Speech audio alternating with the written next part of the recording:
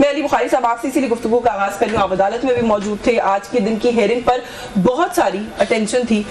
शायद उसकी वजह दो बयानात थे, एक बैरिस्टर गौहर का कि 5 जून को खान साहब की रिहाई हो जाएगी, और दूसरा सलमान सफदर साहब का कि ये आधे घंटे की मार भी नहीं है, जिस दिन केस लग गया उस दिन खान साहब रिहा हो जाएंगे। सर रिहाई तो नहीं हुई, दोबारा तारीख पड़ गई, अब सलमान सफदर साहब फिर कहते हैं अगली तारीख को खान साहब रिहा हो जाएंगे। तो ये वो based on some legal background कहते हैं या आपके कारकुनान को तसल्ली दिलाते हैं जो ये लोग दे रहे हैं कॉन्स्टेंटली?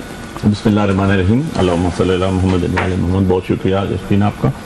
देखिए यशफीन, जो सलमान सफदर साहब ने बात की या बैरिस्टर गौर ने बात की, वो purely and purely legal framework के अंदर रहते हुए उन्होंने बात की, उसमें कोई पॉलिटिकल बात नहीं की।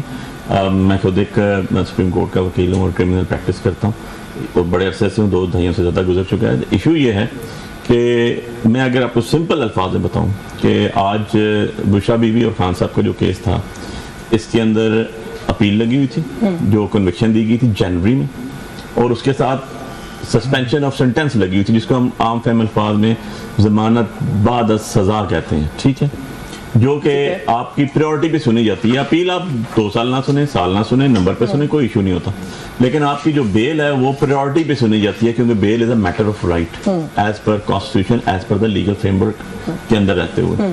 और उसमें भी 2 चीज़ें बड़ी ज़बरदस्त थी। एक ये थी कि जो बुशरा बीबी है उनकी पनिशमेंट थी 7 years, which does not fall in the category of section 497 of prohibitory clause. prohibitory clause होता है 10 साल से ज्यादा हीनियस क्राइम के अंदर सजा जो होती है, वो है 7 साल होता है नहीं, नॉन अवेलेबल तो ये भी था, लेकिन 7 साल सजा थी। तो 7 साल को जब सजा होती है और खातून होती हैं, तो ऐसी 4 नज़ीरें आज ऐसे 4 जो जजमेंट्स थी ऑनरेबल कोर्ट की साइटेशंस थी, वो सलमान सफदर ने कहा मैं पेश करता हूँ कि ख्वातीन को आप इतना अर्सा अंदर नहीं रख सकते 7 years पनिशमेंट इस केस के अंदर। तो एटलीस्ट उस पे आर्गुमेंट्स तो सुन लो ना यार हमारे। और दूसरी खान साहब की थी, वो कहते नोटिस नैब के कौंसल आए, ये वही नैब है जो मियां साहब के केस में बगैर बुलाए बैठी हुई थी अदालत के अंदर। बिल्कुल यही बात है। अब बात ये है कि हम तो पहले दिन से ये कह रहे हैं कि यार हमारा स्लोगन क्या है, हमारा नैरेटिव क्या है, रूल ऑफ लॉ, कानून सबके लिए बराबर, अमीर गरीब के लिए, कानून के अलावा सुपरमेसी ऑफ कॉन्स्टिट्यूशन। तीसरी चीज़ तो कोई हमने नहीं की यार, हमने तो उनको ये भी नहीं कहा कि यार आपने हमारी सीटें खा ली, आपने 17 सीटों वालों को बैठा के दिया वज़ीर आज़म के लिए, इवन 34-35 सीट वाले पीपल्स पार्टी वाले भी बाहर बैठे हुए हैं, उनको आपने वज़ीर आज़म शिफ्ट दे दी। इशू ये है कि आपका केस कॉल हुआ, केस जिस तरह लगा वो आपको भी पता है, हमें भी पता है, 3-3, 4-4 CM दी गई यार, लगा दें। अल्टीमेटली चीफ साहब के चैम्बर में जाके सीनियर काउंसिल ने कहा सर खुदा रहा केस तो फिक्स कर दें, आपने तो इंसाफ करना है ना, बनेगा तो दे देंगे, नहीं बनेगा ना देंगे। लेकिन इसमें यकीन हुआ ये कि नैब की तरफ से काउंसिल पेश हुए, उन्होंने कहा सर मुझे रात को नोटिस रिसीव हुआ है, महीना दे देते हैं, ठीक है आप हमें 4 weeks दे दें। हमने फेडरल गवर्नमेंट ने एक स्पेशल प्रोसिक्यूटर मुकर्रर करना है, जिसपे हमने ये कहा, संदीप खोसर साहब भी थे, उन्होंने कहा जी कि सुप्रीम कोर्ट की जजमेंट आ चुकी है कि आपके पास सरकारी खर्चे के ऊपर advocate generals, assistant advocate generals, additional advocate generals, deputy attorney generals मौजूद हैं, क्या वो सारे नालायक नहीं कर सकते? उन्होंने कहा जी कि हमने पहले भी इस केस के लिए स्पेशल प्रोसिक्यूटर मुकर्रर किया था जो ट्रायल में था। तो उन्होंने कहा कैसे किया था कि फेडरल गवर्नमेंट से वो इजाजत लेकर आए थे। अच्छा फेडरल गवर्नमेट से इजाजत ली है? कहते हैं नहीं, अभी तो मेरे रात को नोटिस हुआ। तो मतलब ये कि लीगल जो बात थी बैरिस्टर गौर की और सलमान सफदर की वो गलत नहीं थी, लेकिन ये ग्राउंड रियलिटी। लेकिन जब यही चीज आपको याद हो, साइफर में एक चीज ऐड कर दूं, साइफर में मैं प्रिंसिपल काउंसिल था शाह महमूद साहब का भी और खान साहब का भी, हमने जब क्रॉस किया, जब जो ही ऊपर गया तो डे फर्स्ट को सबको पता था कि यार इसके अंदर फौरन जब सुप्रीम कोर्ट से हमारी बेल हुई, उसके बाद जब अपील चले तो वहां पर उसको अंडू करना पड़ा, क्योंकि इतनी एम्बिग्युइटी से कोई चल ही नहीं सकता था। कोई मसला नहीं हुआ। मैं अली गौहर साहब से पूछ लेती हूँ, अली गौहर बलोच साहब, कोई इस तरह की बात नहीं हुई, गो के बड़े होपफुल थे, पाकिस्तान तहरीक इंसाफ की जो लीगल टीम है बड़ी वो थी, पुरुमीद थी, कुछ नहीं हुआ इसमें। लेकिन अभी 3 बातें यहाँ पे अली बुखारी साहब ने फिर गिनवाई कि हम रूल ऑफ लॉ की बात करते हैं, हम कॉन्स्टिट्यूशन की सुप्रीमेसी की बात करते हैं। अलीमा खान साहिबा ये बात 2 दफा कर चुकी है कि ये हमारे 2 या 3 मुतालबात हैं, इनमें से कौन सा ऐसा मुतालबा है जो हम छोड़ देंगे तो आप इमरान खान को रिहा कर देंगे? What do you have to say about this? बिस्मिल्लाहिर्रहमानिर्रहीम। देखिए बुनियादी तौर पर तो बात यह है कि इनके तमाम केसेस जो हैं वो अदालतों के अंदर हैं, और आपको याद होगा कि जिस वक्त इन्होंने इलेक्ट्रॉनिक मीडिया पर और मीडिया टॉक्स करके इन्होंने कहा कि हम मुज़ाकरात करना चाहते हैं, मुज़ाकरात करना चाहते हैं, तो हमने इनके लिए दरवाजे खोले, मुज़ाकरात की टेबल पर आए भी बड़े जोशो खरोश के साथ थे, और उसी जोश के साथ ये टेबल पर से उठ के चले भी गए, और इन्होंने कोई उस पर मतलब है कि कोई अभी जाहिर है कि वो मंतकी अंजाम तक नहीं पहुंचे थे।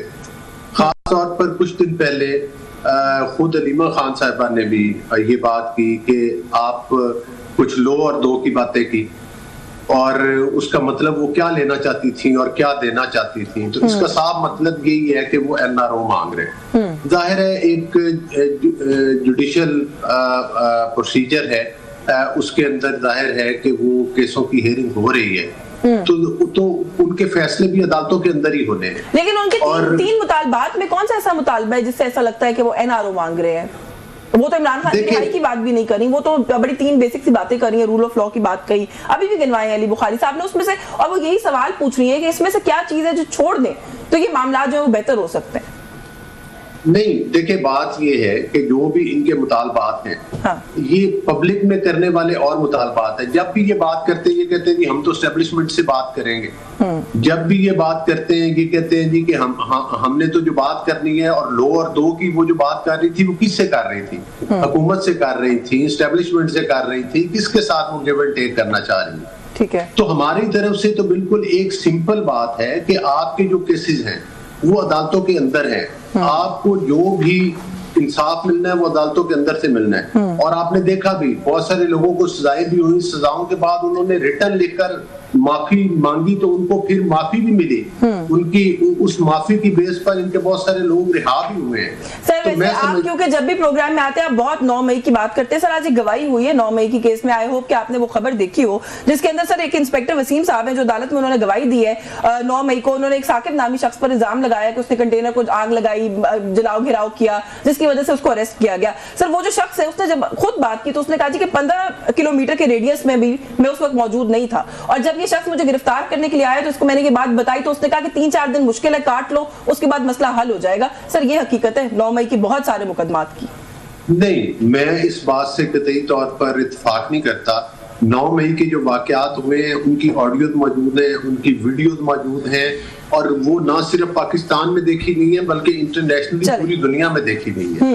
और वो टारगेटेड अटैक्स थे। ये बात तो खुद मानी PTI ने तस्लीम की है कि हमने लोगों को कहा कि आप GHQ के सामने जाकर जो है वो करें, मुजाहरे करें, तो वो तो GHQ के सामने भेजने का तो खुद वो तो अपनी जुबान से मैं नाज़र गबोल साहब को गुफ्तगू में शामिल कर लूं। सर आप जो कह रहे हैं उसमें भी हकीकत होगी, कुछ जेन्युइन केसेस भी होंगे, लेकिन सर ये भी हकीकत है। और अब 2 साल गुजरने के बाद फैसले ना होने से ऐसा लगता है कि ज्यादा हकीकत यही है सर जो मैंने बताई। नहीं, मैं ये एक सेकंड के लिए मैं ये कह रहा हूँ कि किसी भी बंदे को, बेगुनाह बंदे को सजा नहीं होनी चाहिए।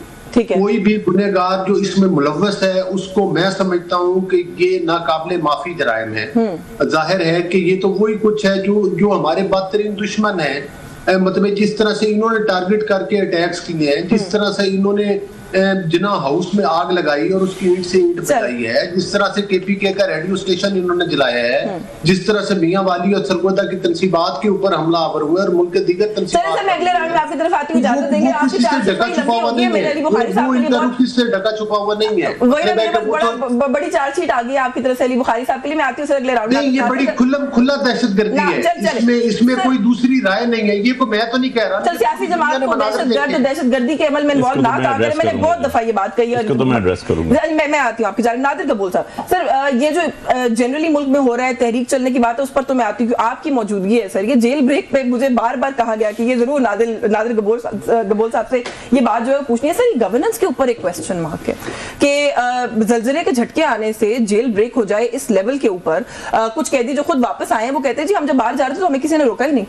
ये मतलब देखिए ऐसा तो नहीं है। पहले तो इस चीज़ के ऊपर रिस्पॉन्सिबिलिटी बिल्कुल सिंध हुकूमत ने ली है, और इसी वजह से फिर जो DIG जेल है उनको मुअत्तल किया गया है, और जो IG जेल साहब थे उनको भी फिर क्लियर इंडिकेशन दी गई थी कि आप खुद ही रिज़ाइन कर लें वरना आपको हटाया जाएगा। ये बहुत अफसोसनाक वाक़या है, इसके लिए कोई एक्सक्यूज़ नहीं है।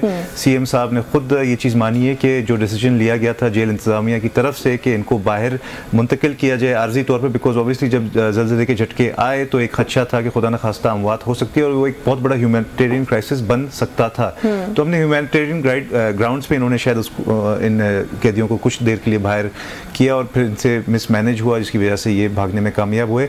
अभी एक ऑपरेशन लॉन्च हो चुका है। IG गुलाम गुलाम नबी मेमन साहब ने, I think he is apprehended more than 100 people already, और कुछ 100 लोग हैं, 70-78 का फिगर आई थिंक आ रहा था कि वो वापस आ गए। बट इसके ऊपर ऑलरेडी जो कानून साजी की जाएगी, ऑर्डिनेंसेस हम ला रहे हैं, सिंध हुकूमत टेबल करेगी अगले चंद दिनों में, और वो ऑर्डिनेंसेस जब अप्रूव हो जाएंगे तो इंशाल्लाह जेल की जो मैनेजमेंट है उसमें सिक्योरिटी का मसला, और फिर सीसीटीवी फुटेजेस या सीसीटीवी एक्टिव थे नहीं थे, लोग कहाँ गए।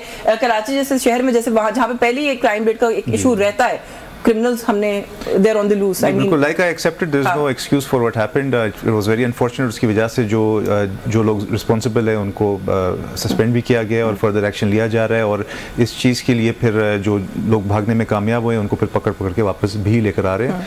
फ्यूचर में इंशाल्लाह this something like this will not happen again। Government versus Pakistan Tehreek Insaf, इसको आप लोग कैसे देख रहे हैं? खान साहब की रिहाई आज होनी नहीं होनी, अगेन वो तो एक अदालती मामला था, लेकिन ये जो पाकिस्तान तहरीक इंसाफ अब कह रही है कि तहरीक चलेगी, सड़कों पर निकलेंगे, बल्कि मैंने तो सुना कि वो कह रहे हैं कि हर जगह पे, हर सूबे में रहने वाला, कराची वाले अपना एहतजाज करें, लाहौर वाले अपना एहतजाज करें, वो कह रहे हैं मुल्क गिर जो है वो एहतजाज अब हम करेंगे। How do you look at it being in government? देखिए, ये या तो कोइंसिडेंस है या क्या बोलें कि आज मैं इस्लामाबाद में आपके साथ बैठा हूँ स्टूडियो में। लास्ट टाइम भी जब मैं इस्लामाबाद आया था तो नवंबर का महीना था, और उस वक्त पीटीआई ने तब भी एक बड़ी बातें की थी कि जब तक रिहाई नहीं होगी खान की तो हम घरों तक वापस नहीं जाएंगे।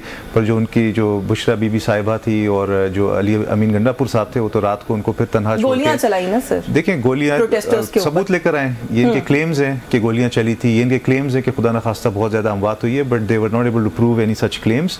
आई was there in Parliament Lodges, जो डी चौक के बिल्कुल साथ ही है। मुझे तो कोई गोलियों की आवाज मैंने तो एटलीस्ट नहीं सुनी, या तो मेरी नींद बड़ी पक्की है कि मैं रात को जब सो रहा था। इंटरनेशनल मीडिया पे भी रिपोर्ट हुई, खैर वो तो उस वक्त जो कुछ हुआ, अब वो कुछ लोग ये कहते हैं हवाई फायरिंग थी डिस्पर्स करने के लिए, वो बहस डिबेट हो सकती है, पर फायरिंग तो हुई वहां पर और लोगों की जानें भी गई, जनाजे हुए, जनाजे हमने देखे 30, 35, 40 आई डोंट थिंक इतने सारे थे। अब again this matter was not investigated. If PTI claims that there were shots fired, तो इनको फिर कोर्टों में जाना चाहिए, और बिल्कुल ये एक ह्यूमैनिटेरियन कंसर्न है। अगर एक निहत्ते सिविलियंस के ऊपर किसी भी एक डेमोक्रेटिक कंट्री में इस तरह का वाकयात होता है, लेकिन आपको पाकिस्तान तहरीक इंसाफ का जो तहरीक का मामला है वो कोई बहुत सीरियस इशू नहीं नजर आ रहा। करते रहते हैं, but I don't think they're serious about it, और इसका कोई सीरियस इंपैक्ट भी होना नहीं चाहिए। और अगेन देखें, जेल के अंदर वो लीगल प्रोसीडिंग्स फेस करें, इट्स बेटर, कोर्ट के थ्रू जाएं, इट्स बेटर।